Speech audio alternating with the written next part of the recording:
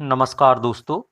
आज के इस वीडियो में हम समझेंगे कि निवृत्त साझेदार का जो शेष उसके ऋण खाते में हस्तांतरित किया जाता है और किस्तों में भुगतान किया जाता है, तब ऋण खाते को कैसे हम बनाते हैं।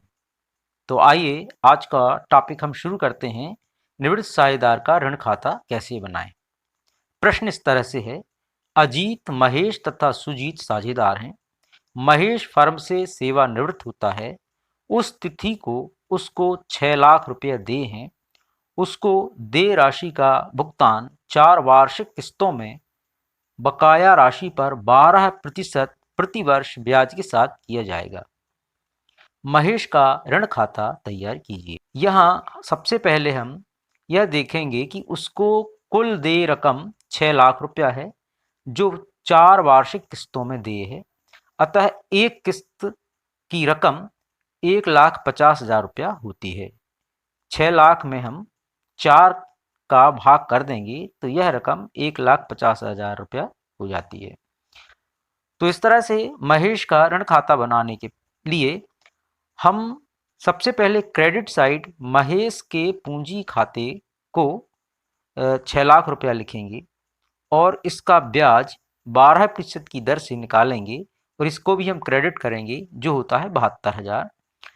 तो यहाँ पर डेबिट साइड में हम इसका भुगतान करेंगे बैंक खाते से 1,50,000 रुपये की किस्त और 72,000 रुपया इसका इंटरेस्ट।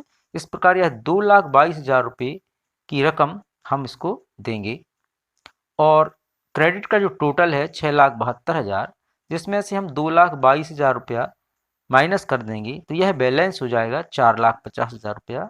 इस बैलेंस को हम अगले वर्ष लेकर आते हैं क्रेडिट साइड 4,50,000 रुपया और इस पर ब्याज निकालेंगे पुनः 12%, जो होता है 54,000 रुपया।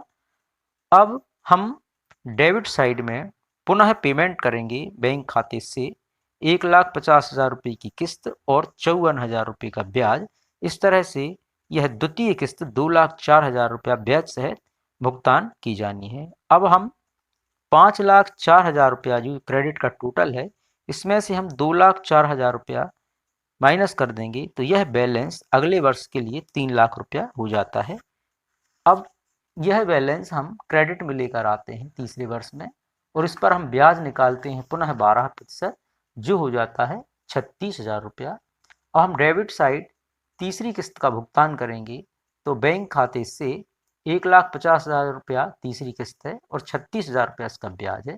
इस प्रकार कुल 1,86,000 रुपये का हमने भुगतान किया। अब क्रेडिट के जो टोटल है 3,36,000, इसमें से हम डेबिट का 1,86,000 रुपया घटा देते हैं तो यह बैलेंस बचता है 1,50,000 रुपया। यह बैलेंस हम चौथे वर्ष में यहाँ पर क्रेडिट साइड ट्रांसफ़र करके लेकर आते हैं। तो और इसमें यह हम ब्याज निकालते हैं 12%, जो होता है 18,000 रुपया।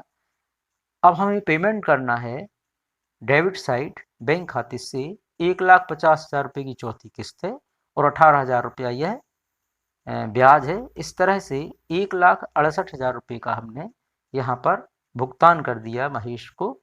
और अब हम टोटल करते हैं तो क्रेडिट का 1,68,000 रुपया होता है और डेबिट में भी 1,68,000 रुपया हो जाते हैं।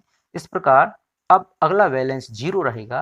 अतः ऋण खाता यह 4 वर्षों का बनेगा और हम देखते हैं कि पूरा 6,00,000 रुपया ब्याज सहित भुगतान किया जा चुका है। तो बस आज के लिए इतना ही। आपने आज महेश का ऋण खाता समझा, अर्थात निवृत्त साझेदार के शेष को जब ऋण खाते में हस्तांतरित करके ऋण खाते के माध्यम से किस्तों में भुगतान किया जाता है, तो किस तरह से हम इस प्रश्न को हल करते हैं। बस आज के लिए इतना ही। नमस्कार, धन्यवाद।